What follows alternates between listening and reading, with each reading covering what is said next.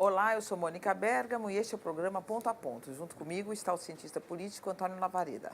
Aqui no Ponto a Ponto, semanalmente selecionamos dados de algumas das principais pesquisas de opinião para nos ajudar a discutir política e políticas públicas no Brasil. E para falar sobre o momento político brasileiro, nós recebemos no Ponto a Ponto a cientista política, professora e pesquisadora da PUC São Paulo, Vera Chaia. Professora, prazer em ter aqui no nosso programa. Professora, vamos começar falando de 2018. Nós vamos ter eleições presidenciais, tudo indica, né, que nós vamos ter eleições presidenciais.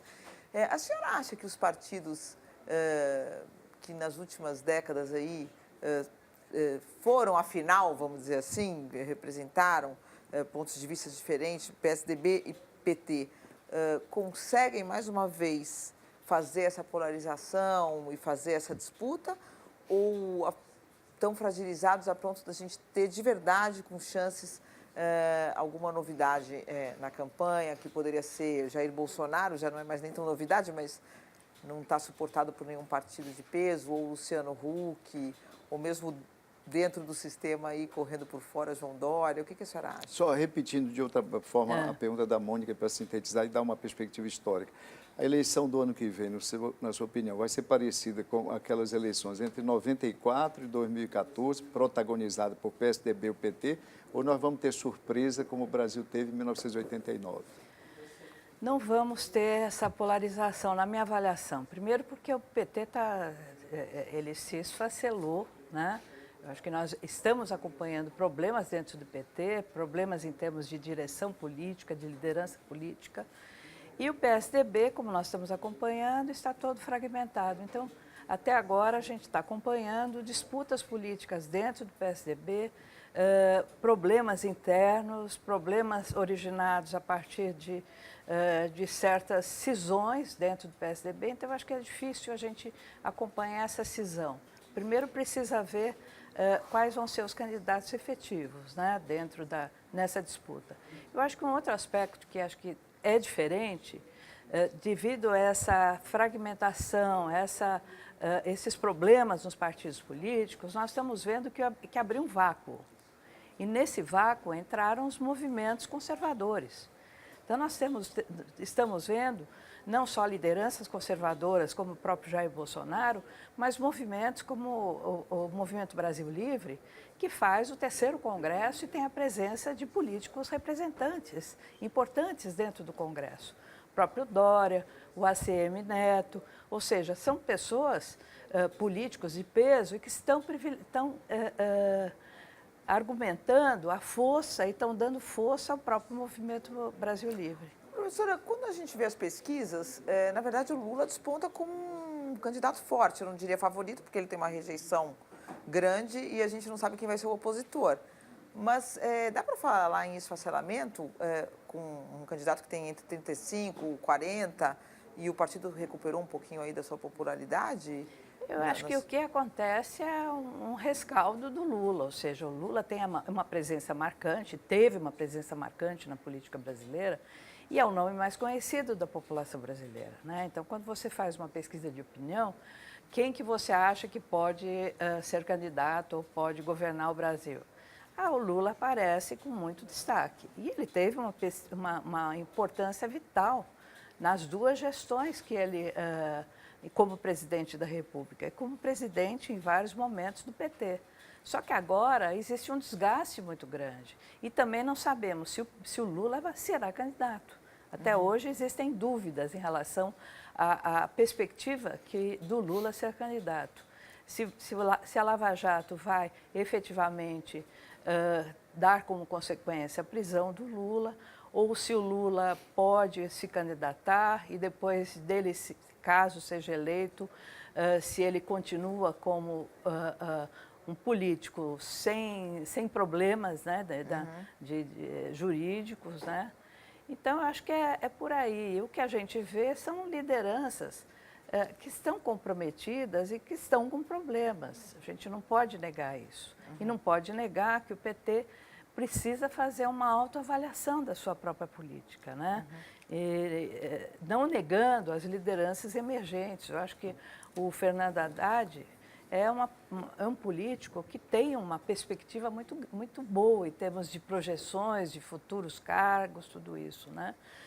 E outros políticos. Agora, não vejo o PT com uma força política que ele tinha no passado. Depois do impeachment da presidente Dilma, eu acho que ocorreu um problema sério dentro do PT. Professor, antes de apresentar aí 2 telas com dados, né, com gráficos de pesquisa nesse bloco, só para fazer um registro. De toda sorte, a despeito desse declínio do PT, as pesquisas apontam que é o partido que tem maior percentual de preferência ainda, né, entre 17% e 19%, segundo as últimas pesquisas. Várias vezes os partidos que vêm em segundo lugar, que são o PMDB e o PSDB, com 5% e 4%, respectivamente. Então, isso nos chama a atenção pelo fato de que o PT, potencialmente, poderia ainda ocupar um desses 2 polos. Eu estou falando em 2 polos porque é muito difícil não imaginarmos um segundo turno em 2018. E, de outro lado, o PSDB cresceu, fez 804 prefeitos, e quando a gente olha os partidos com os quais ele, PSDB, pode vir a se aliar, você chega aí com facilidade a alguma coisa em torno de 2.000, 2.100 prefeituras ao longo de todo o país, uma máquina importante, né, relevante para fazer uma eleição geral, até porque não será uma eleição solteira. Esses dados, né, de outra natureza, a despeito dessa crise geral que esses 2 atores coletivos foram, a despeito dos problemas de que eles foram alvos, esses dados não nos diriam que eles têm sim alguma chance de virem novamente a protagonizar as eleições presidenciais no ano que vem? Ou a professora aposta, por exemplo, numa outra formação partidária? Que outro partido poderia vir a oferecer essa candidatura, né? Ou essas candidaturas? Eu acho que a primeira questão é o eleitorado que é fiel ao PT, né? Se nós tínhamos antes uma preferência de 34%, 40%, em torno disso... No auge do Lula, né? Em relação ao PT, né, o partido de preferência, houve uma diminuição, mas mesmo assim é significativa, é importante. Por quê? Porque existe um eleitorado cativo, existe um eleitorado fiel, e isso se mostrou muito presente no período do mensalão. Em 2005, 2006, quando ocorreram as eleições, todo mundo achava que o partido, o PT, não iria ganhar, por conta das denúncias, tudo.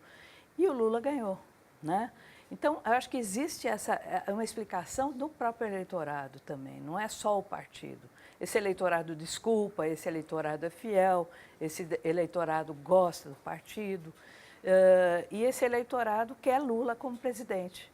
Então, acho que a diferença em relação aos outros partidos é a fidelidade do eleitorado. E lembrando que com 20% ou um pouco mais, ou em torno disso, um candidato, dependendo da fragmentação, pode estar no segundo turno de 2018, como o Lula chegou com 17,5% no segundo turno de 1989. Exatamente. Professora, nós vamos ver essas 2 telas agora, as quais eu falei, satisfação com o funcionamento da democracia em seu país. É uma pesquisa do Pew Research, 38 países, o Brasil aparece lá, está destacado aí para o Brasil aparecer, porque o Brasil aparece lá em 28º lugar, tá certo? Ou seja, o funcionamento da democracia, as pessoas, a capacidade operacional do regime democrático, as pessoas estão absolutamente críticas a respeito, sobretudo no Brasil. Na outra tela, percepção quanto à situação política nossa, aí é uma pesquisa do CNT-MDA em setembro desse ano, completamente fora do rumo, 36%, e cerca de 60%, 59,5%, dizendo que fora do rumo, mas ainda há uma esperança. Caminho certo, etc. e tal, percentuais muito baixos. Professora, essa tela e combinando com o dado da tela anterior, do gráfico anterior, qual é direto ao ponto? Como é que a professora vê o Bolsonaro, as perspectivas abertas para o Bolsonaro na eleição do ano que vem, número 1, e associado a isso, o seu palpite, para não dizer prognóstico a essa altura, é de que nós vamos ter mais alienação eleitoral, ou seja, abstenção, brancos e nulos, ou menos alienação eleitoral por conta da taxa de interesse da população preocupada com a política em 2018. Professor, era a questão seguinte, qual é a perspectiva que se abre para Bolsonaro ano que vem? E, em segundo lugar, a sua aposta, o seu palpite para o ano que vem, mais alienação ou menos alienação eleitoral? Só lembrando para o espectador que a alienação, tecnicamente, é o conjunto da abstenção com brancos e nulos. Participação em si, maior ou menor participação dos eleitores ano que vem? Primeiro, com relação à democracia, esses dados preocupam, né, já que existe uma desqualificação da democracia, no sentido da democracia política, certo? Ou seja, existe uma descrença nos partidos, uma descrença nos políticos, uma descrença, inclusive, do próprio judiciário. As últimas pesquisas mostram que o eleitor não está satisfeito mais com nada. O que ele ressalta, né, e valoriza são as Forças Armadas e a polícia. Né? Ou seja, judiciário um pouco. O judiciário pouco, né? Por conta de todo o desgaste que a gente acompanhou. Então, eu acho que existe uma descrença total, né? E uma pessoa como Jair Bolsonaro, que está entrando, ele não é outsider, né? Ele é uma pessoa de dentro, mas ele se coloca como outsider. Né? Está no seu 5º mandato, né? Pois é, como deputado federal, a família inteira, aliás, é o que a gente chama do bloco, não, tem o ruralista da Bíblia e agora tem o bloco familiar. São os outsiders, né? Mais insiders que se conhece, né? Exatamente. Professor, eu acho que no caso Bolsonaro, ele traz uma perspectiva que não era pensada pelos outros candidatos. Agora, nós estamos vendo uma mudança em relação à própria atuação e à própria proposta do Bolsonaro, né?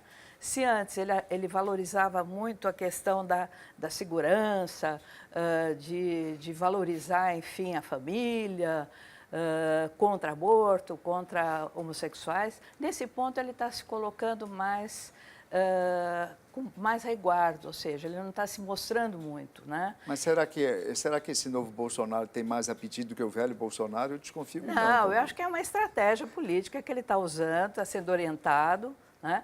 A própria atuação dele em relação às políticas públicas, em eventualmente relação ao Estado. Até o que ele sempre foi também tenha sido isso, né? Uma política, uma forma de se mostrar, de ganhar destaque, né? Agora não, agora ele está defendendo, pelo que eu tenho acompanhado, um Estado mínimo, não um Estado interventor, que não seria a primeira proposta dele, tá? E isso significa uma mudança na postura dele. E está sendo apoiado pelo mercado. Eu acho que isso é muito preocupante, na minha avaliação. Como nós tivemos um apoio total ao Collor, né, pelo mercado naquele momento, agora nós estamos com o Bolsonaro. Ou seja... Professora, a senhora vê alguma chance de o governo Michel Temer se recuperar um pouco, pelo menos, e interferir no processo, até tendo eventualmente um candidato, que poderia ser o Henrique Meirelles, o José Serra, se fala até, indo para o PMDB, quer dizer, a senhora consegue ver o governo Michel Temer com uma mínima recuperação? Claro que ele sendo presidente e tendo a máquina na mão, ele já vai ter algum tipo de interferência. Recuperação econômica, sim, né, Mônica? Agora, recuperação moral, política, ética, eu acho que é difícil. Por uma avaliação extremamente negativa do governo dele, e ele tem, atualmente eu não sei, mas ele tinha 30% de aprovação do seu governo, né? Então, acho que é muito difícil. E ele tem tentado, mudou a assessoria de imprensa, eu acho que ele tem tentado modificar, em termos de comunicação, a sua própria atuação enquanto presidente, né? Agora, ele sofre uma série de resistências, não só pela maneira dele atuar, que nós estamos vendo, né? A compra de votos, a manipulação da Câmara Federal, a atuação, na minha avaliação, problemática em relação à composição do seu ministério, é aquela frase famosa, toma lá da cá, né? Eu acho que isso já prejudicou, está prejudicando a imagem do Michel Temer. Então, acho que para indicar, eu acredito que ele não tenha peso nenhum, né? Certo. Agora, um candidato que tenha saído do governo Temer, como o Henrique Meirelles, pode até ter um ganho político, né? Já que eles têm uma presença marcante na condução da economia brasileira. A direção dessa questão que a Mônica colocou, professora, digamos, os empregos voltam, hipoteticamente, voltando de modo mais expressivo, né? Com números mais... O emprego.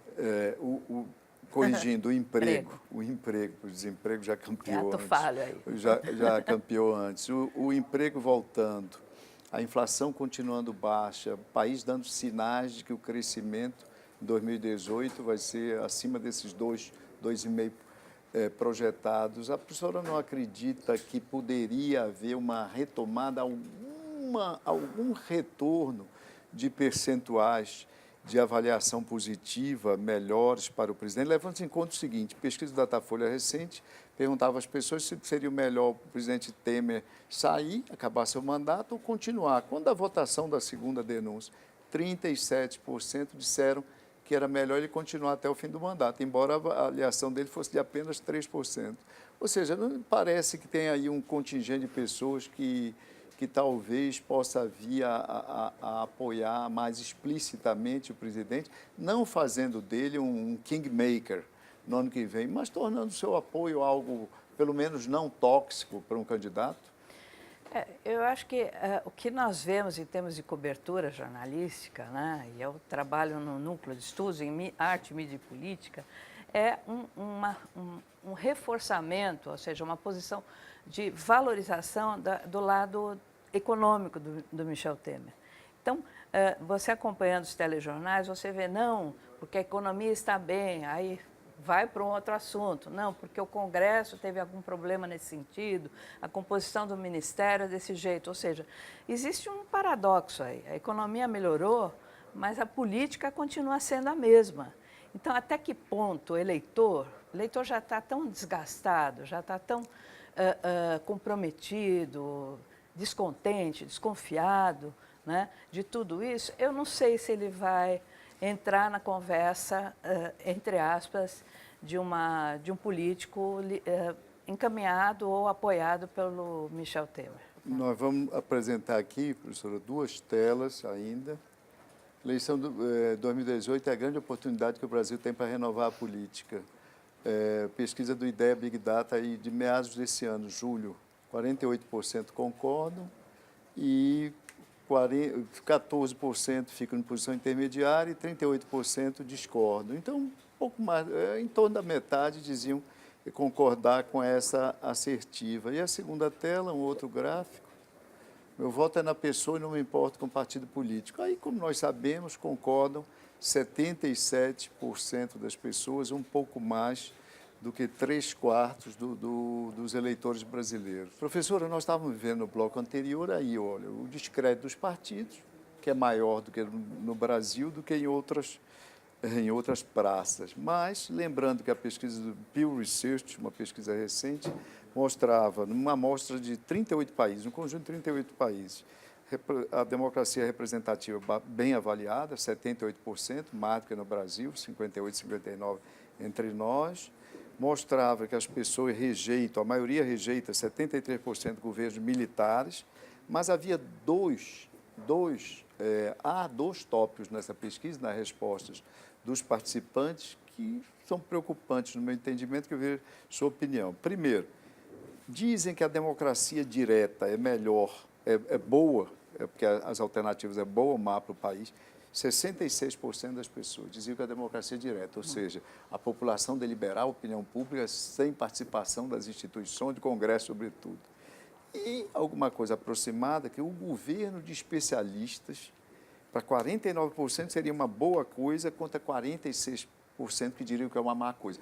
Ou seja, tem uma certa desvalorização, né, que atravessa todos os continentes, uma desvalorização das instituições democráticas, ou pelo menos da democracia representativa. No Brasil, de forma expressiva, por tudo que nós temos vivido, mas também parece presente mundo afora. Como é que a professora, com seus estudos, suas pesquisas, tem visto isso? Ou seja, em que direção nós estamos indo? Então, se a gente for pensar nessa questão do voto na pessoa e não no partido, acho que é muito plausível, muito claro. Isso é da própria cultura política brasileira, né? Ou seja, os brasileiros querem votar numa pessoa que ele confie, que tenha uma proposta política, ou que ele simpatize simplesmente. De certa né? forma, sempre foi assim. Né? Exatamente. Então, não é essa a questão. Agora, o caso mais grave é esse, ou seja, a desqualificação dos partidos. Agora, para você, num regime democrático, numa democracia representativa, para você se eleger, você tem que entrar no jogo, ou seja, você tem que se candidatar por um partido. Né? E o que nós estamos vendo é uma tentativa dos partidos se entrarem nessa outra área, ou seja, num outro jogo político. Por isso, a mudança dos partidos nos seus nomes, né? Que eu acho um absurdo. Podemos não tem nada a ver com Podemos da Espanha. E eles se colocam. Já houve até protesto do Podemos da Espanha, que mandaram filmes aqui para o Brasil para deixar isso claro. Não tem realmente nada a ver. E o Podemos do Brasil falou: não, a gente, graças a Deus, não tem mesmo nada a ver com eles. Não, mas. Ou seja, mas confunde, claro. É um plágio político, é um plágio, isso, né? Sim. Você se aproveitando de uma situação de um partido com uma presença muito marcante. Temos Novo, temos Patriotas, temos vários Patriotas, tem o Avante. Sabe, eu acho que são nomes que lembram muito saudações complicadas. Uma tentativa de cosmética, de burlar. ajornamento, de atualização. Exatamente. De alguma forma. Né? Na verdade, acho que de burlar o eleitorado. Ou seja, eles querem criar uma imagem de partidos novos e não são. Né? Então, acho que esse lado... o MDB, né, vai mudar, mas aí para o antigo MDB, né? Não dá para mudar PSDB, não dá para mudar PMDB. Mesmo o DEM, quando o DEM mudou, ele era PFL, mudou para DEM, antes e eles mesmos, né, consideravam que o DEM teria que mudar, porque ele estava perdendo o eleitorado. Agora, mudou essa situação. O DEM ganhou um espaço, um protagonismo que até há pouco tempo não tinha. Antes do governo Temer, eles não tinham. Antes do impeachment, eles não tinham tanto protagonismo. Aí você vê a presença do Caiado, presença do Rodrigo Maia, presença do ACM Neto, ou seja, são lideranças expressivas do DEM e que houve, na minha avaliação, uma recuperação do partido. Então, acho que não tem necessidade de mudar de novo. Né? E outra coisa que eu acho que é a novidade que a gente está acompanhando são os movimentos surgidos depois do impeachment, na época do impeachment da presidente Dilma, geralmente em 2013, que começaram a propor uma renovação dos quadros políticos. Só que é uma renovação, como a gente está vendo, de um pensamento, a partir de um pensamento liberal, a partir de uma postura conservadora, a partir de toda uma postura moralista da política. Né? Então, a gente vê, por exemplo, esse Renova Brasil, né? Que é feito por um empresário, eles estão custeando bolsas de estudo para um número X de pessoas que se candidatam. A Bolsa Candidato. Bolsa Candidato. Vão financiar de fevereiro até período eleitoral e tentando mudar o perfil do candidato. Uhum. Então, acho que existe, na minha avaliação, é complicado isso. Né? Não é uma liderança surgida de baixo, não é uma liderança como, por exemplo... os represente algo. E os institutos, como Ulisses Guimarães e outros institutos ligados aos partidos, eles faziam cursos, né? Davam cursos de preparação para o candidato. Esse não, eles estão formando dentro de um determinado ideário. Uma bancada. Uma bancada. E mesmo o MBL, eles estão penetrando no Brasil inteiro, né? E com apoio, com dinheiro estrangeiro, que a gente não sabe direito as fontes, né?